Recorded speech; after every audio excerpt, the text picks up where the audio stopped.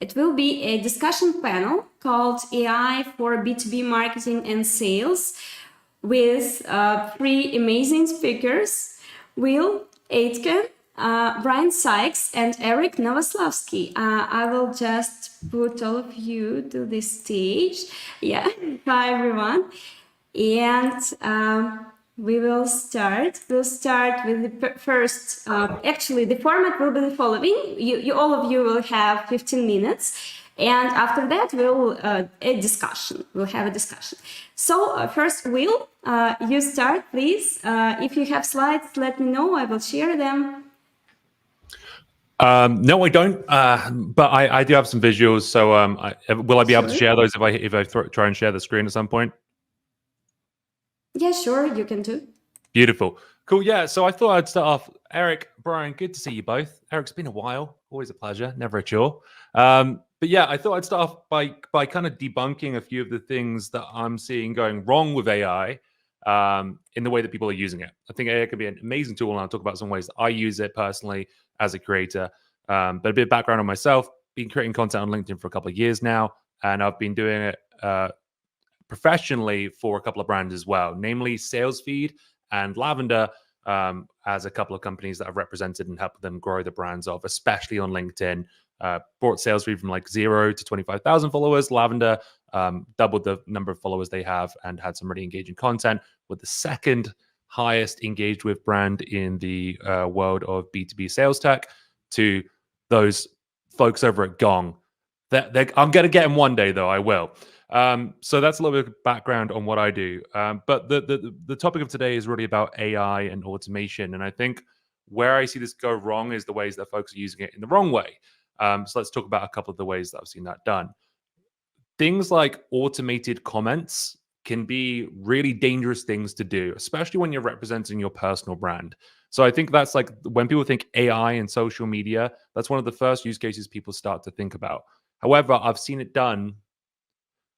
Now I could say this, but maybe if it's being done one that I wouldn't have noticed, but it's actually really obvious that people are using this type of technology.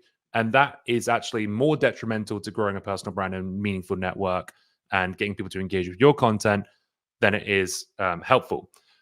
So AI copy right now, at least, this is always developing, getting better, reads a lot like AI copy.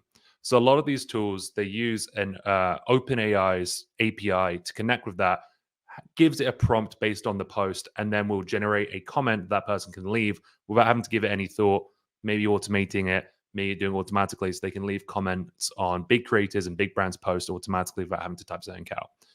That is probably one of the worst use cases I can think of AI right now. There are tons of good use cases for it, but that one is bad because as a creator, I see these comments and I'm just like, come on. It's kind of obvious. I've started actually responding to some of those comments with just a robot emoji because I'm like, it would have actually been in some cases more thoughtful, more impactful, and even sometimes in some cases quicker. Just share what you think about that post. Sure, commenting on other people's posts can be one of the best ways to grow your network, expand your reach. If you come on my post or Will Allred's post, my founders, then if we engage with that comment back, then not only are you going to be exposed to their audience, but your future posts might be exposed to that creator as well. When they see your post and if they engage with it, it's high quality content and they engage with it, it's then going to push that post to their network. So you're getting expanded to that. That's the idea of commenting on people's posts, to grow your own reach. However, if I see an AI comment, I'm never going to engage with that person ever again properly. Sometimes I remove them. Sometimes I just don't find that it leads to a good connection for me. So if you're going to go down that route of trying to expand your network and improve your reach by, tapping on the networks of large creators who you maybe aspire to share the audience of, do it in a thoughtful way, do it in a meaningful way. Maybe even send them a DM. A lot of these folks are willing to mentor you, help you. And if you have a DM back and forth with someone, they're actually much more likely to see your content in the future as well. The more you engage with someone on LinkedIn, whether that's likes, comments on their posts, likes and comments on their comments, messages to their DMs, the more likely they are to see your content. Another not so great way that I've seen AI used is actually creating posts themselves. Again, AI copy for the time being without some heavy editing, at which point you may as well just write the post yourself, can be really obvious, and therefore very few people are going to engage with it. It's very fluffy. It's got a certain tonality to it. It's overly polite. It's a little bit awkward. So using AI to actually generate posts, comments, that's probably a bad use case for AI. Now, some good ones, because I don't want to just nag on bad stuff here. And I also want to invite some discussion from Eric and Brian before I move on. Eric, Brian, how do you feel about the AI generated posts and comments that you've seen on LinkedIn? I would agree totally with what you were saying, Will.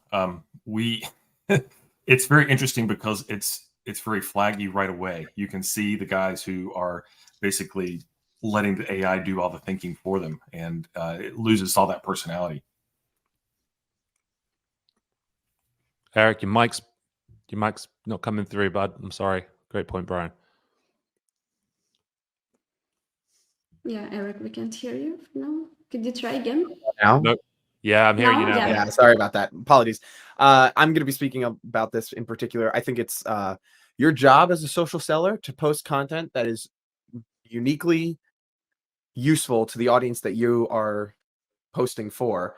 And ChatGPT is trained on like every SEO fluffy blog article that you find on generic websites.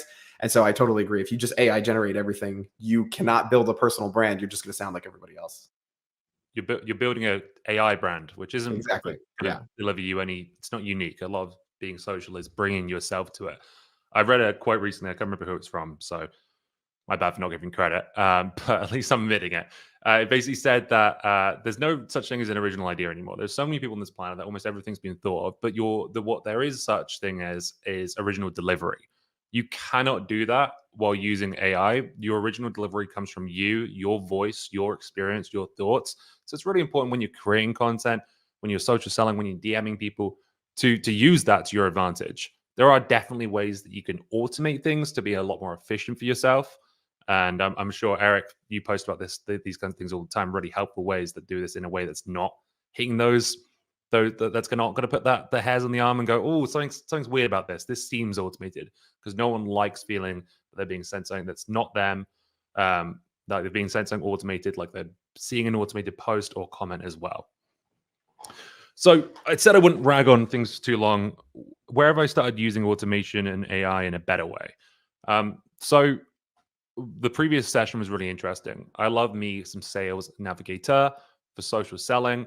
They've also now recently added in people who follow your brand. So if your brand, like I mentioned, I've done this for Lavender and Sales Feed, I can find people who are following those brands, and I can then create a list of those folks, and I can target them with fairly similar messaging. So one thing I've done recently is tried to start converting some of that brand audience via direct sales. So this is something that a lot of people don't do. They start building a brand online, and they start to see some great inbound lead flow from it. Maybe some people are like, oh, what do you do? Can I grab a demo from you? Can we do a presentation? What do you offer? Can we talk about buying some of your services? But those are actually the minority. There's a ton of people who engage your posts, but never actually reach out to you. But they're very low hanging fruit to actually convert into audience, into actual pipeline for you or your company. So you can do that in a non-corny way, because the worst thing you can do is reach out to someone and say, hey, I saw you like my post. Do you want a presentation? Do you want a demo? Do you want to see what I do? Because that's just going to make them not want to engage you anymore. It feels very transactional and salesy and takes away from the value that you might have been giving out there in those posts. Instead, what you can do is just see those folks as a slightly more warmed up lead that is going to be much more easy to convert, because they're not a complete they're not completely, let me just mute my notifications here before they get annoying, because they're not completely cold to you and your company. They're familiar with your brand. So those folks are worth building a list of. One thing I've started using is another tool called Common Room. This is really helpful for measuring a community for a brand. You can also then start to filter the people in that community. So I, for example, will look for companies where 3 of their employees or more are engaging with our content on LinkedIn. That then can become a reason for me to reach out to a leader at that company.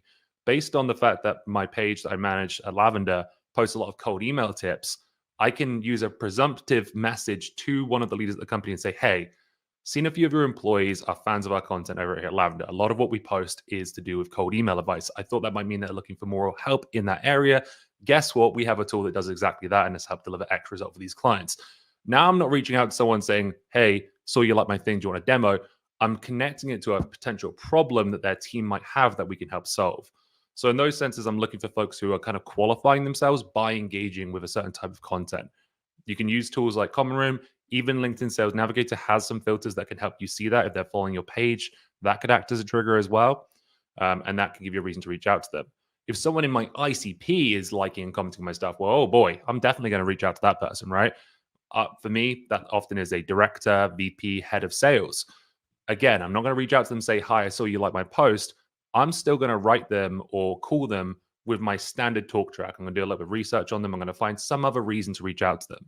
But in doing so, I know that by doing good outreach anyway that I would have done, but because they know my brand, they're much more likely to convert on that.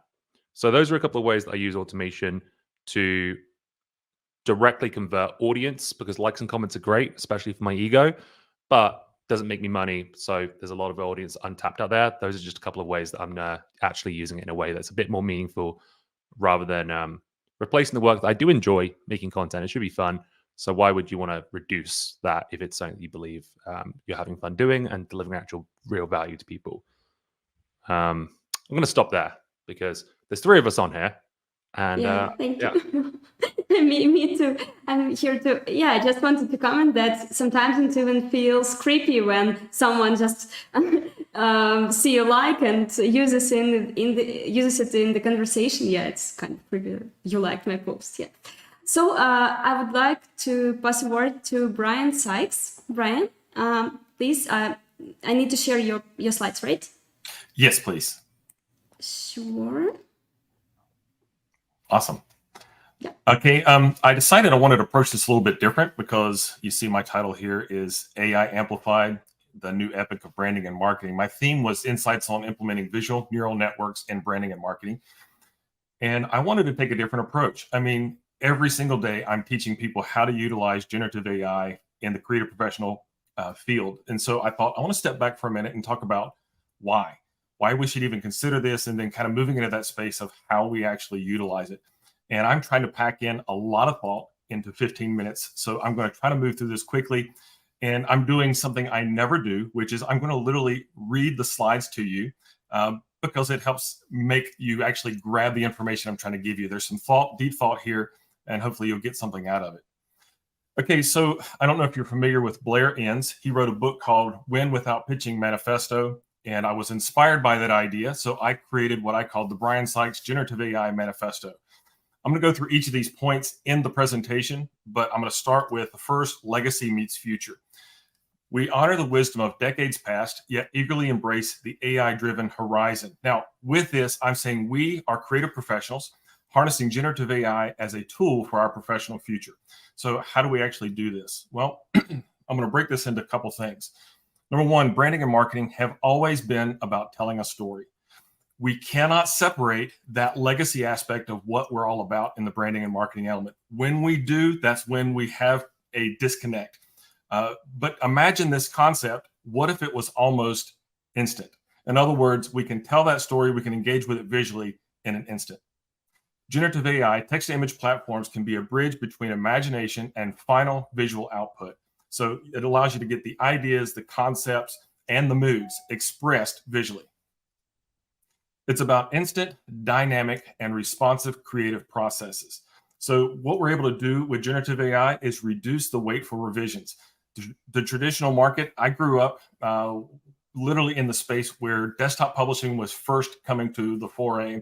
I used the very first version of Adobe Photoshop in college. And so I've watched everything transition. And I remember the conversations around desktop publishing at that time, back in the 90s, the concept of this is going to take jobs, it's going to steal people's capability to do all these creative things. But what it did is it actually enhanced us as creatives and helped us to do things faster, more prolifically, with greater quality. And we're going to see the same kind of thing taking place with generative AI.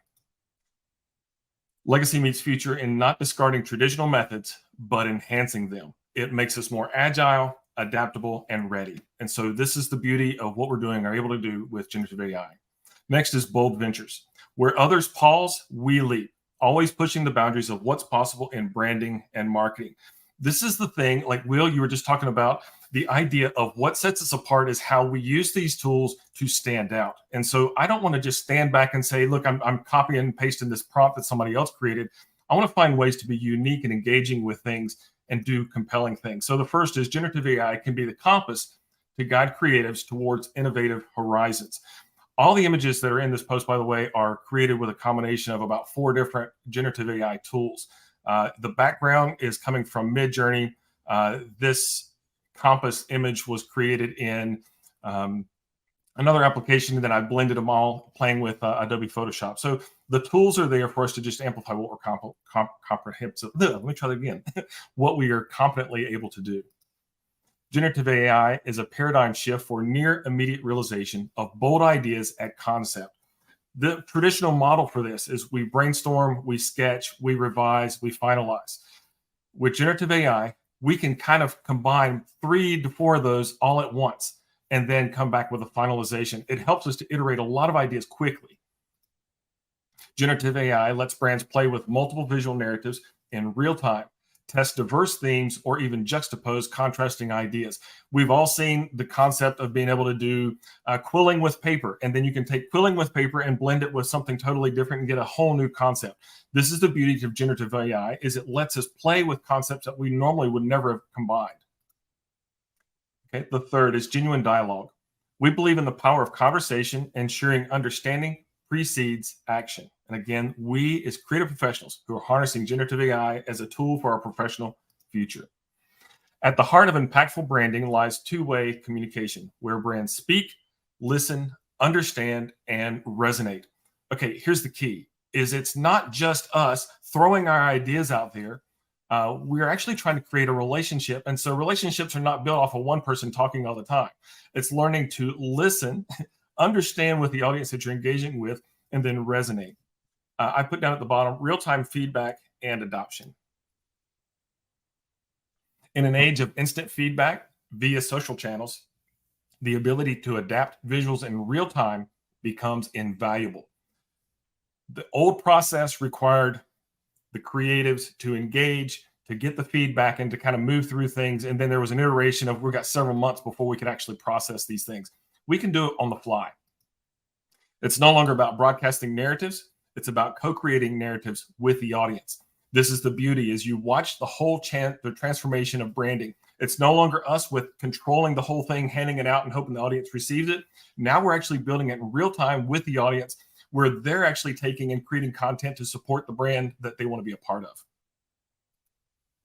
Brands can ensure their visual stories are not just top-down directives, but collaborative creations. This is really funny because in the age of AI, we can get more authentic with our communication. This is what's beautiful, because we're able to utilize these tools not to trick somebody or manipulate them, but to open up genuine dialogue. So visuals are crafted not just for the audience, but with them. Number 4, AI as amplifier. Our tools may be cutting edge, but they serve to enhance, not replace, human creativity. This is key for us as creatives. A lot of us are concerned in the generative AI space of, how is this going to affect me? Is it going to take my job? Actually, the beauty of it is your strength as a creator, as a person who has a skill set and with knowledge, that actually is amplified through the use of generative AI.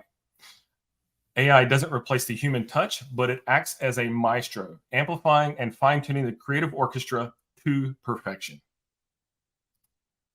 Generative AI text-to-image platforms are a tool that can instantly manifest imagination to canvas with freedom to refine. This, to me, is what makes it fun. I can have an idea, and I don't have to wait until I spend 5 hours in front of a canvas trying to create a concept. I can take that initial concept and begin iterating right inside of Midjourney or DALL-E or Stable Diffusion and begin to see the results. Generative AI does not replace human creativity. It removes the barriers to it. All of us as creatives, all of us who sit and kind of come up with, in space of marketing and branding, we come up with a list of ideas, and then we kind of figure out which of those ideas do we want to explore. We can kind of have that same challenge today, but now we can explore even more. We're able to amplify our capabilities. And incorporating generative AI into branding strategies means unlocking a higher octave of creativity. We before had a space of bandwidth this big, and with AI, we're able to amplify and expand that out to do things that we weren't able to even consider before. So human intuition plus AI efficiency, it's just a multiplier. Number 5 is selective synergy. We choose our partnerships deliberately, valuing vision and challenge over mere commerce. Okay. So synergy and branding is about aligning with the partners, tools, and strategies that resonate with the brand's ethos and vision. The beauty of this is when we're talking about branding, we're looking at how our brand can collaborate with another brand. And when you put the two together, it actually multiplies the synergy.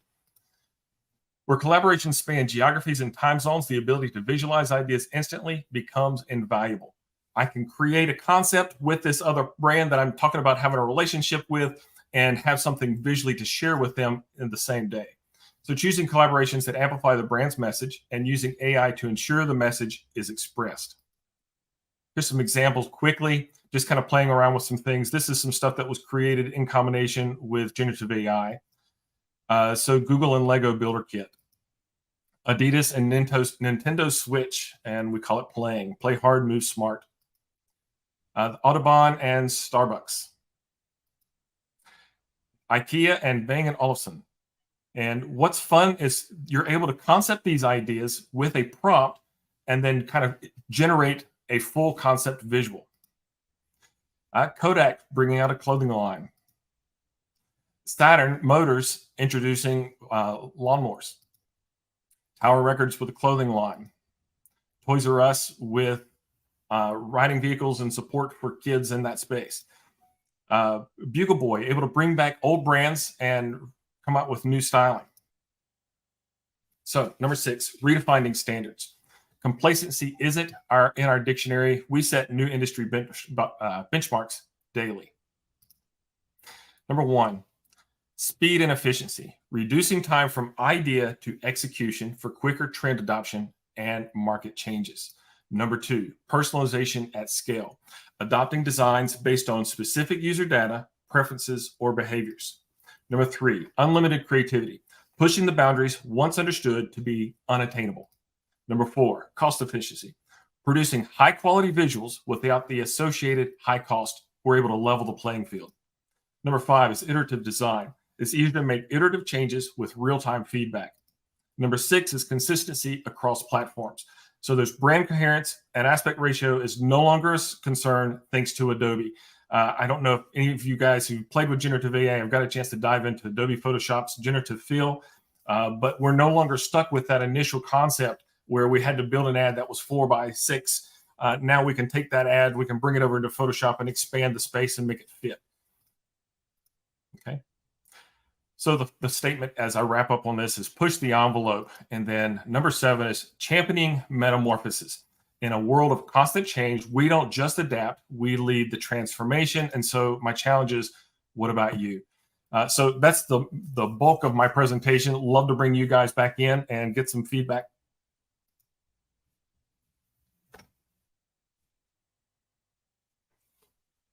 So yeah, thank you, Brian. Maybe Will or Eric, you would like to say something? Comment? Oh, just the patience you had to have to create all of those images. I sincerely applaud you. Like all the prompts that you had to come up with, but they looked great. And I'm going to go into that a little bit in my presentation. Thanks. About how everything can be accelerated with how fast you can create these media and things like that. So yeah, certainly. Yeah. Those were basically notes on steroids there. So you made them pretty. My doc now looks horrible. But yeah, I love your point about how you can use AI to quickly create that media and things that look good. The Photoshop AI elements have been game-changing for me, especially when it comes to creating ad assets and things like sharing visuals, screenshots, just to up those a little bit more. And changing the aspect ratios has never been easier. Before, I would have just either not done it or sent something that wouldn't have performed well. So make sure you're taking advantage of those. Mid-Journey, I've been abusing the heck out of that. Me too. Yeah, thank you so much, Brian. Very beautiful slides. So Eric, would you like to continue? Yes, absolutely. And I'll share my slides so I can just roll through the oh, whoops. Share screen. Here we go. And everyone can see this. There we go. Yeah. So in proper form, I generated this presentation using artificial intelligence this morning.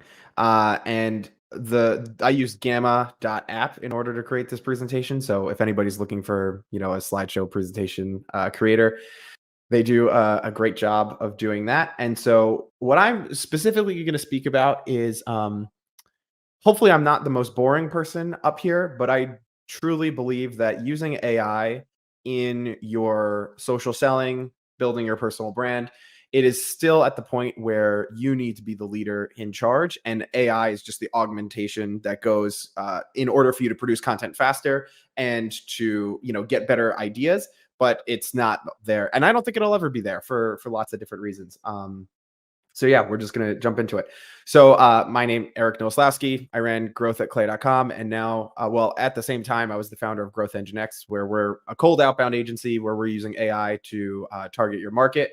And this might be a little bit small, so I apologize. Let's see if we can make that bigger. If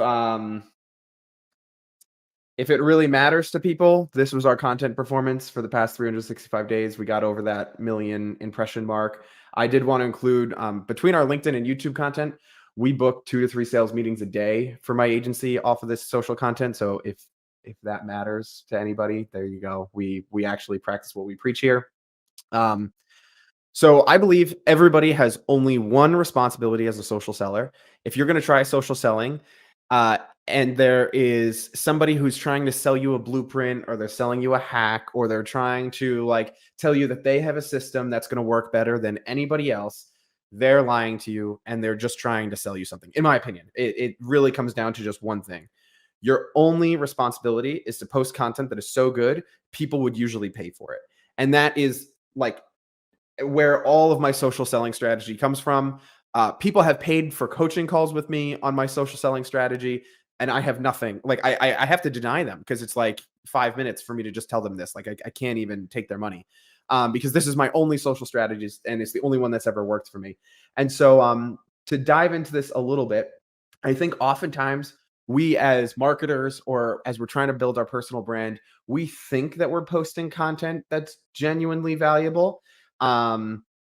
But then you're actually not. And so that's why I used to say you should post content that's extremely valuable, but then I put in that people usually actually pay for it, because that is a way that you could know that you're posting valuable content, is if you could see on the marketplace, somebody is selling this stuff as a basic level course, which I am not saying that you should take somebody's course and then just pirate it and then just go post, and create a social calendar for yourself.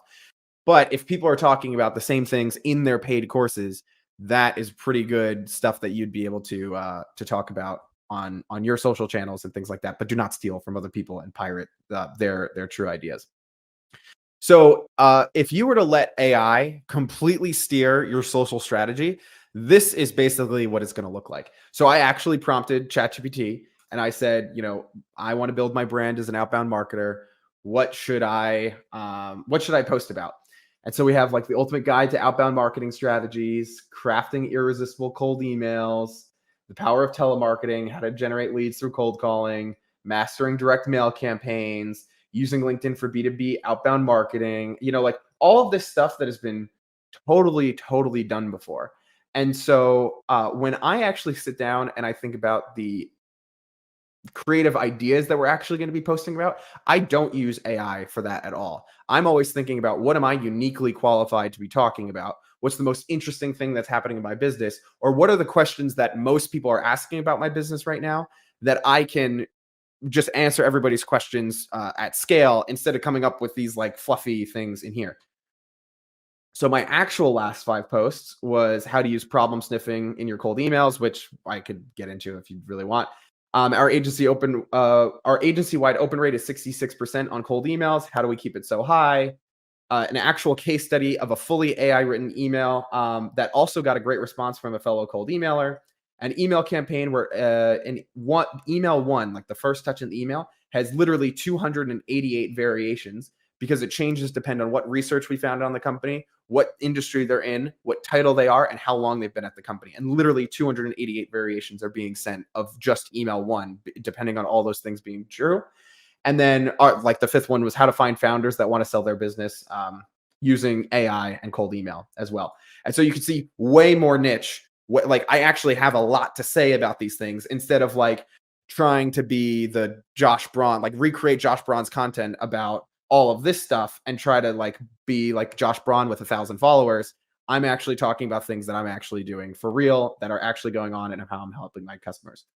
So when we think about how we're using AI, again, I'm not knocking using AI. We should absolutely be using AI, but I don't think you can rely on it to be coming up with all of your content and all of your ideas and things like that. So one, there is the time saving element where you would be able to. One thing that I will do is I will heavily prompt AI on the things that I've done in the past, and then I'll upload like recordings that I've had with my team when I train them, or recordings I've had with customers, and I'll prompt the AI of like, is there a good LinkedIn post in here that we could talk about? You can use the AI. Again, this is more about speed of creating a wedge in your market. We book 2 to 3 meetings a day. Like I said, for my agency, I know I'm very much, if you look at my agency on paper, we're very much a dime a dozen agency.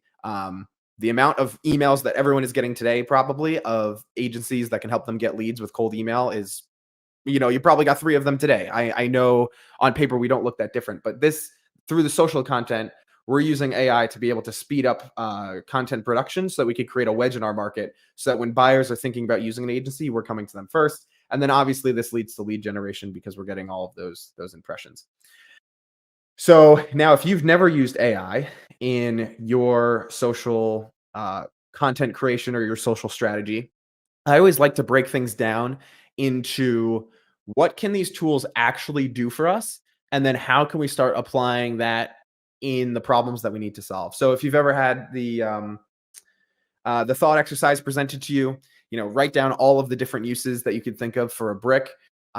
Maybe 3 come to mind of like building a house, and then maybe using it for like a weight, so you could do bicep curls or something like that. I don't know, like silly things like this.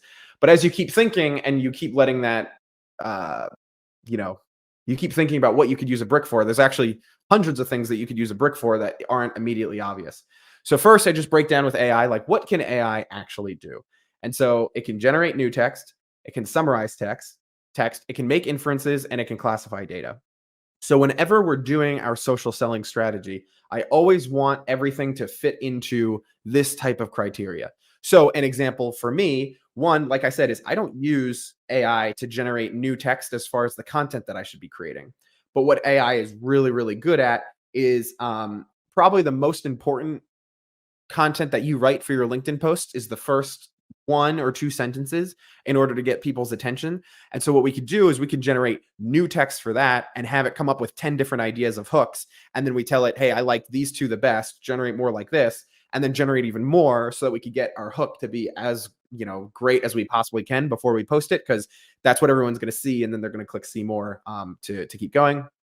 Summarize text, like I said, I use that all the time. If I'm not sure what I want to post about, I'll take sales calls or like internal calls, put them into ChatGPT or this other tool that is called, oh, now I'm forgetting it right now.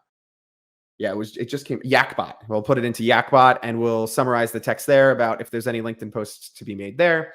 And then making inferences. This is like, you can throw a lot of data at AI, and then it can make an inference about what's working in the market. And then classifying data is pretty similar to that as well, except it's like making an inference is kind of just writing out anything that it thinks, and then classifying data is like classifying things into like really good posts, okay posts, and not so great posts. And we'll talk about a little bit about how we do that in the tools section.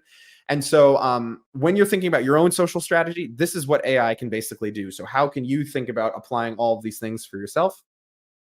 And so then I just put some tools that we actually use. So like ChatGPT, I'm a big fan of. Again, I think a lot of these tools that are like social selling AI tools are like lightly prompting OpenAI on the background. I've only seen a couple that like really add any kind of value on top. And then the image creation tools that we're using is like DALL-E, Midjourney, and Gamma. Everyone's probably heard of those.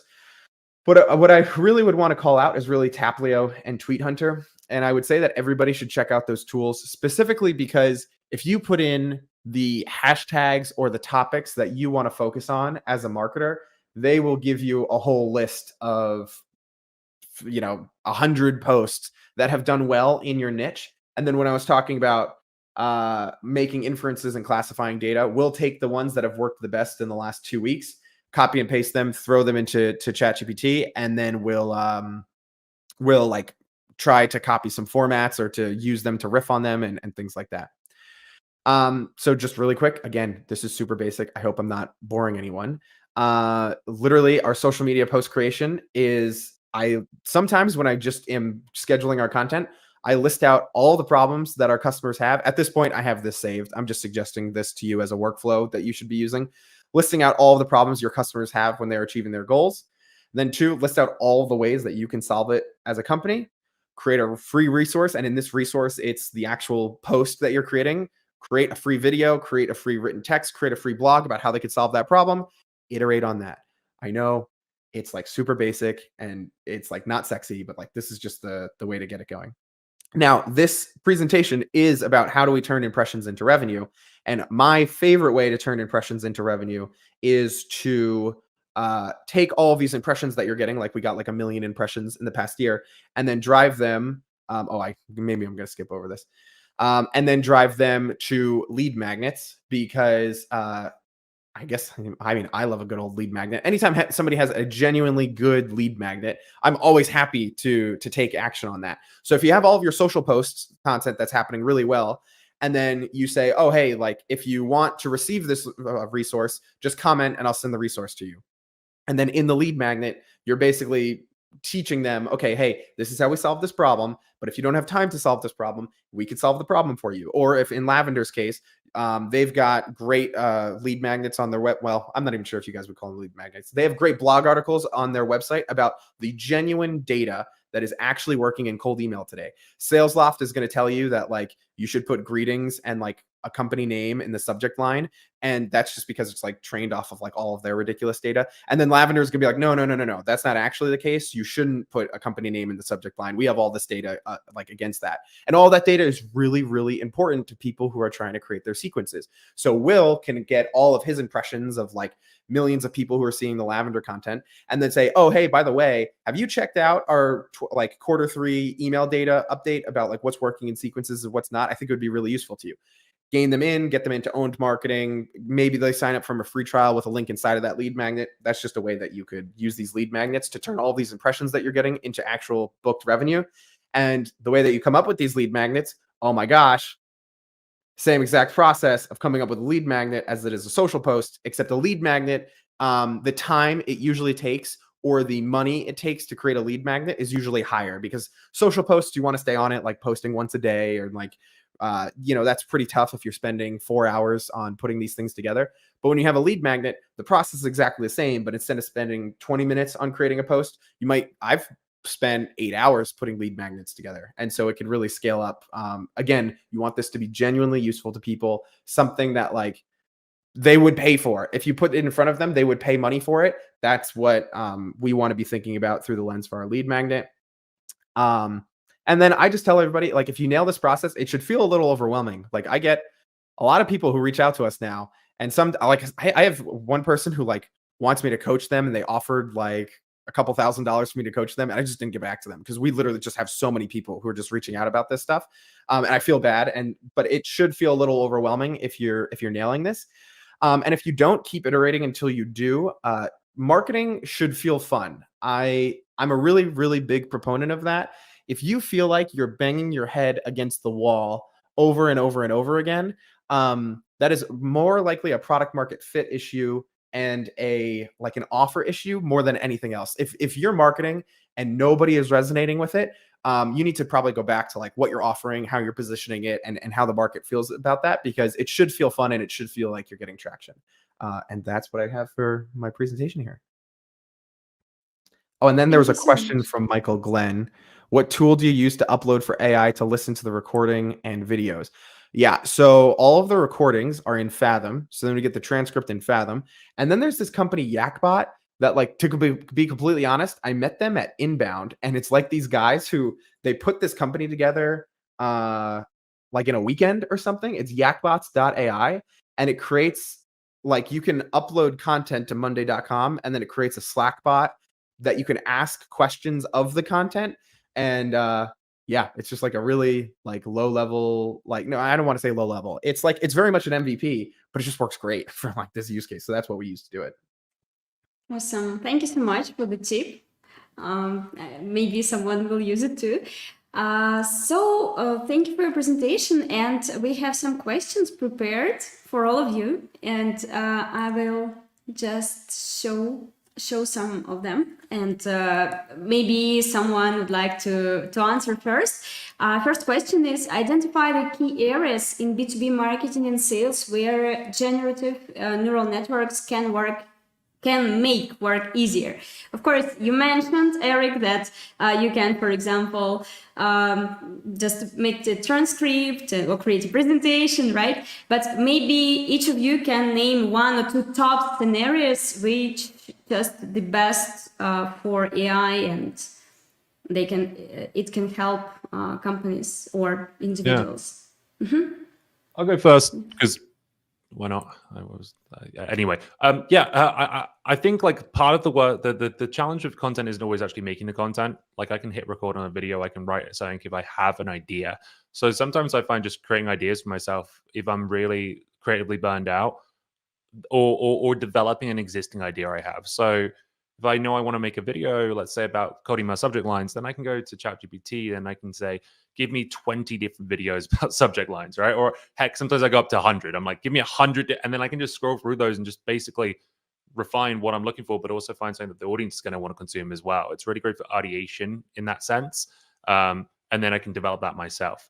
The flip side of that, when I'm talking about creating images, things like Midjourney, if I'm going to create a thumbnail for something, then, and I'm totally uninspired, I can either go through and scroll for a bunch of different people's thumbnails and see which ones I like, and then use that as like a baseline for what I want to create as a thumbnail or a graphic or an ad or whatever. Or I can just go to Midjourney and say, create me a thumbnail for a video about this with a male presenter. And it's going to give me something that's like, it looks like a thumbnail, but it's going to have all like 8 fingers and stuff, and it's going to look weird and stuff. But then I can go and then recreate that image, that thumbnail, with me in it as well. I can then use it as my baseline to then go create my own original graphic, thumbnail, ad, whatever it may be. But I'm just looking for ideas, essentially a starting point, so I'm not hitting that creative block. Awesome, thank you. And Brian and Derek, maybe you have some also top scenarios. Sure. So I use a lot of the generative AI in relation to text to image, and so that was really the focus of where I was going with what I had present. And I think really that's what has allowed me to speed up the process of iteration. You know, where I love ChatGPT and being able to integrate with it, but the idea of jumping into a Midjourney or DALL-E or Stable Diffusion, and I've got some concepts, like I never have a shortage of ideas.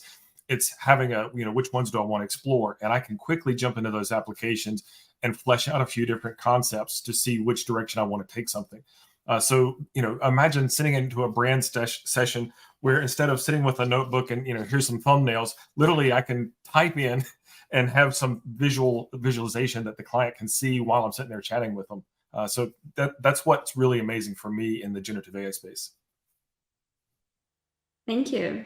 Thank you. Yeah, this is great. Eric? And then, I mean, what we're using it every day for, I know this scope of this conversation was AI and social selling, but what we use it every day for is to automate the manual research that you would be looking for about a company before you reach out to them. And then being able to say, like, hey, I noticed you installed HubSpot and you have Clearbit now. Like, how are you integrating the two of those together? We built a workflow that can automate HubSpot and Clearbit, like in doing that problem sniffing so that you don't have to manually find that problem sniffing, but then you can send relevant emails to people that like they actually want to receive.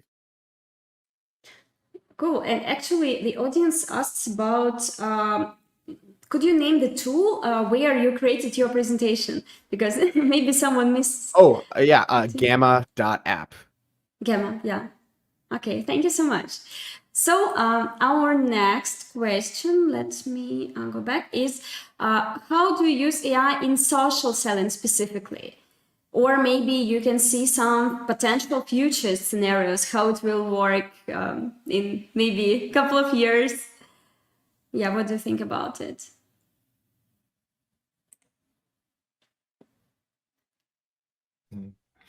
I'll jump on this one because what's interesting is my whole business model has changed. I ran an agency for 23 years doing branding and marketing. And I jumped into generative AI in August of last year, just headlong into it.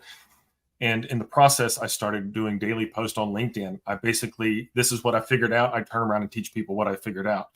And what happened in that space is just like Eric was talking about, you have a problem and you show people how you solve it. That became a process where, now my LinkedIn following is over 12,000 and growing. And so what's interesting is it's just a matter of sharing information, and then it opens up doors. So taking the background of branding and marketing, tying it together with generative AI, and then showing other creative professionals, hey, here's how you can use these tools. It's opened up all kinds of opportunities. Yeah, great. Thank you.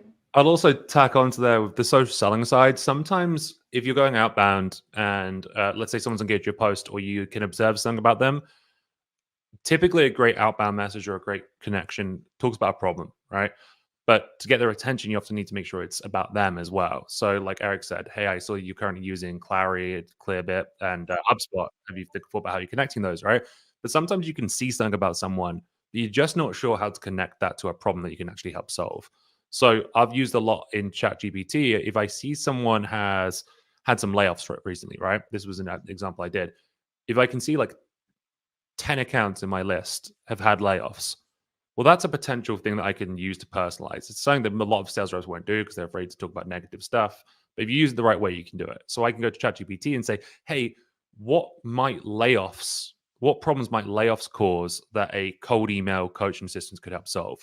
And then it's going to shoot back 5 things to me. It's going to be like, number one, they're going to be trying to hit the same targets with lower headcount. That's going to be hard to do. They're going to be more efficient and effective in doing so with fewer resources. Number 2, morale on that team is going to be low.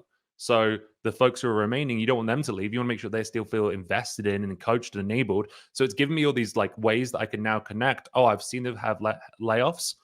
Now I can talk about morale as my first pain point and say a lot of the time when people get laid off, the rest of the team's a little bit skittish. They're a little bit worried. They worry about the job security. One of the best ways you can do to make sure that they feel invested in is invest in new tools and coaching.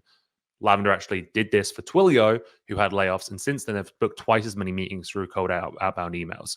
And now I've got this beautiful email that's come together, and I wouldn't have had that if I hadn't have asked ChatGPT to give me ideas of how to connect that observation, that personalization to the pain points we can actually help solve. Because otherwise, me saying, "Hey, I saw you had layoffs," if there's no connection to a problem that we can help solve, the rest of the message is going to get ignored or be irrelevant. Yeah, some information from collective consciousness. Yeah. Doing something based on it. Yeah. Eric, do you have your perspective? Yeah, no, and I really agree with that. And after you kind of find out all of the things that you need to check for, like you have messaging for layoffs, you have messaging for new CEOs or like new leadership, you have messaging for employee headcount growth. Now what you're even able to do, and I can see the future of this happening more, is so right now what you're able to do is go into ChatGPT Premium and use the web browser and just say like, hey, like do research on this company to see if these things exist. And you could literally put in like, have they had layoffs recently? Like pull a recent news article about them and like do all those things. Just hit enter, and then the web browsing is just going to do all of that for you. And I think there's a lot of people trying to crack this like agent model, and so AI is candidly like very much like a tape recorder in a lot of different ways. And so what I mean by that is it's trained on all of this data, right? And it's just, you ask it a question and it just kind of sifts through and it just knows that to that question, it should say this thing. But as far as actually doing work and like going out and doing things, an agent is like this thing that would be able to like list out all of the tasks that it needs to accomplish and then go out and do those things. And I think that's going to be a lot of the future of like selling in general, but social selling as well. That if somebody's engaging on a lot of your posts, you'd just be able to say like, okay, like we got to see what's going on in this company to make it relevant. I usually check for these 6 things. Are any of them true? Hit the button on the website and then you'll get everything in front of you. Yeah, it would be convenient, and I think that's probably some tools already can do this. Yeah, we have a lot of questions about what kind of tools you use, and specifically if you use some free tools. Also, could you please share, because people just need some maybe certain brands, certain tools. Could you recommend something? So there's several on the text image platform space. Right now through Bing, you can access DALL-E 3. Pretty soon they'll have it fully integrated with ChatGPT properly, so you can basically have a conversation with it and multiply have multiple iterations where you can basically say, I like what you've done, let's refine this a little bit better. That's coming soon. There's Masaver, there's Leonardo.ai. There's a lot of platforms. I've actually got a whole list of them on my website, aiexplorer.co. So there's a breakdown of each of the different generative platforms that are the top leading ones right now. Cool. What a great Thank you so lead much. magnet. Yeah, that's great lead, Mac. You've done it. You've come full circle. Yeah. My AI tech stack is pretty light. I use ChatGPT every day and I use Midjourney every day, which are two pretty mainstream AI tools. There's a couple of tools I use that do have AI elements, but they're typically something that's like plugged into that ChatGPT OpenAI API. For example, Lavender, the tool I sell and represent, is plugged into that. The difference is some of these tools plug in their own data set on top of that, which makes it infinitely more valuable. So, for example, vidIQ has a lot of AI features that they've added in, which helps me create better YouTube videos, better thumbnails, analyze those thumbnails, and come up with new ideas for videos as well. Thank you. Yeah, and I would say mine's pretty light as well. Just ChatGPT, Midjourney. Yeah. Classic. Yeah. It's already become a classic. This is nice. Actually, we have a question about money. How much money do you invest in AI tools per month? Would you like to share? Or ChatGPT is it free. secret? And Midjourney is also, I think Midjourney, it gives you free up to a certain limit. I always was going over that limit, so I just ended up paying for it, which I think is like $30 a month, and I've never hit the limit on that level. Yeah, so it's, you mentioned first $20 for ChatGPT, right? And $10 for Midjourney. I just use the free version of ChatGPT, to be honest. Don't judge me. Okay. Yeah, it's free version is very, I think. I'm probably at about 150 a month, I think, on all the generative AI tools. You can quickly start spending a lot of money when you get into video, and just because you get so many roles that you can work with. So, but as like you're talking about, Will, ChatGPT, I actually pay for the 20 per month for the pro version. The 4 was a huge advanced leap from 3.5. And then you've got a lot of plugin functionality that you can have, like Eric was talking about, being able to tie into the outside platforms. Sold. I'm upgrading right now. And I'm not even kidding. I'm like, I work for an AI company and I'm not using 4. Why should I? Yeah, anyway. Yeah. Yeah, and it'll be able to browse the web and everything. Proudly. So I actually have 2 ChatGPT premium subscriptions. One because it's like I signed up with my personal email address and my wife and I use that one. And then my team, we kind of all just use the ChatGPT 4 interface through like my business email address. So I actually like have 2 for some reason. But then I'm like very proud that we spend legitimately between $7,000 and $10,000 a month on GPT-4 API calls. In my agency, there's not a single email that we allow to be sent out without some snippet, at least, of the email being written with AI. Yeah, impressive. Yeah, you use it in your solution, right? Yeah, in your tool. I want to throw something out there. Eric, you were talking about running a prompt and maybe getting 20 or 100 results, and then picking from the best. Something you can do with ChatGPT, and you guys can have fun with this, is after it gives you a result, say, now go make that better, and then go make that better. In other words, have it edit itself and refine, and then also direct it how you want it to refine it. If you've got a favorite author and you like the way they write, you like the way they've talked about things in a book, reference that and say, I like the style of how he said this or she said that. I want to integrate more of that into the flow. And ChatGPT is a lot smarter when you're actually giving it reference and direction. Yeah, this is a life hack. Yeah, I usually tell people it's like ChatGPT is like you walk up to the most intelligent person in the entire world, but they have no context for anything. And so then you tell them like, you sell tacos now, and they like, you think that that's like a really simple thing to accomplish, but then they're like, do I have a cart? Do I work at Taco Bell? Are they artisanal tacos? Are they beef? Are they vegetarian? Like there's so many like questions that follow up to all of that. Yeah, actually, we have a question about what possibly can go wrong with like using AI. Some bad effects if you overuse it or something else. What do you think about it? Can it, like, I don't know, hurt you somehow or be a bad thing? I would say if you overly depend on it, like think I mentioned at the start, right? If you start trying to pass off AI's work, now there's elements of your work you can replace with AI. But when you start using AI as your thing that you're either posting or creating or whatever, it's going to be generic. It's gonna. I mean, like, I think that's the danger, and because especially when we're talking in the context of sales, buyers, we don't realize this as salespeople often, but they get a lot of repetitions to essentially train the same way AI trains their brains to recognize shit. Sorry, I cussed. But the same way that, like, for example, SalesLoft's data that Eric mentioned earlier says that you should include someone's first name in the subject line of an email.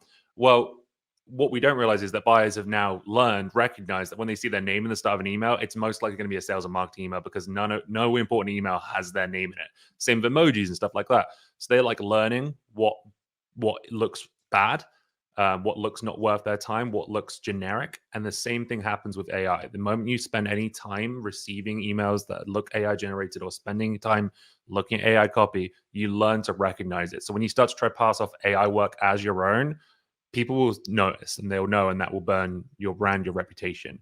You can do some advanced prompting to make that less. But I've definitely, I did a test the other day where I tried to spot with someone. I did a piece of content seeing like 20 AI emails and 20 personalized emails. And we missed a couple, but we mostly figured out which ones are written AI because there's just a certain tangible, I don't know. It's got like this kind of like weird know-it-all tone to it. I can't put my finger exactly what it is, but it's kind of like condescending in a way, or like it's like overly like it's kind of like using words like should and instead of like more softer words like could. It's got this kind of like you should listen to me kind of vibe. It's kind of like an authority thing, which it's very I pick up on almost every time. That said, maybe I don't, because the ones that are doing it really well, I'm not seeing, right? So that's why I was going to try and say at the start, like, some people must be doing this so well that I'm not telling, but the vast majority, I would say, are not nailing that. Yeah, thank you. So, Brian, Eric, what do you think? Go ahead, Eric. Oh, I was going to say, Sorry. so I use AI every single day. If the question is geared towards a bad effect, like if there's a risk of AI taking over the world, I'm not qualified. I have no clue like what'll happen. I let bigger people have that debate. I've had like two kind of qualms that I have with AI. So like a lot I agree with Will on. Like when you're using these tools that say like that they can hyper personalize your message when you're doing like cold emails, you're basically just paying for a platform where now you can say the same thing, the same 5 things that every other person on the platform can say. And that's going to get sniffed out pretty soon. And so what I tell people is if you're going to use AI generations in your cold email copy, they should be so sophisticated and so tailored to what you sell and the problem that you help people with, that the only people it would be helpful to is your competitors. Like you should be able to release it and like nobody else could possibly use it. And then the second one where it has kind of a touch of a bad effect is if you have bad data going in, then you're going to get bad outputs. So like one trigger that we use for a lot of our clients is like people posting like a LinkedIn post, and then we'll like mention that LinkedIn post because we've figured out a way. I know you had somebody on LinkedIn. We found a way to publicly get LinkedIn posts without using a login, and we can do it at scale. So it's very inexpensive for us to do it, and we can like scale the campaign really well. One time we reached out to somebody that their last LinkedIn post was an obituary though. And they did not like that outreach. And I completely appreciated why. Us as an agency, I sent them like a gift card and everything. And I apologized. I felt really bad. But so like you have to like think about those edge cases to kind of block against. But when it comes to like the bad effects, like I would just add on to like what Will said and then those things. One of the things I think about is related to the idea the most human company wins. And in this space, the human element has to be at the forefront. Even as you're utilizing these tools, they should be tools and should not be the front runner of how you engage as a company. And this gets really challenging. It's like Photoshop amplifies the creative's ability to create edits to an image, but it shouldn't be the creative and the thinking process of what's going on and how you design.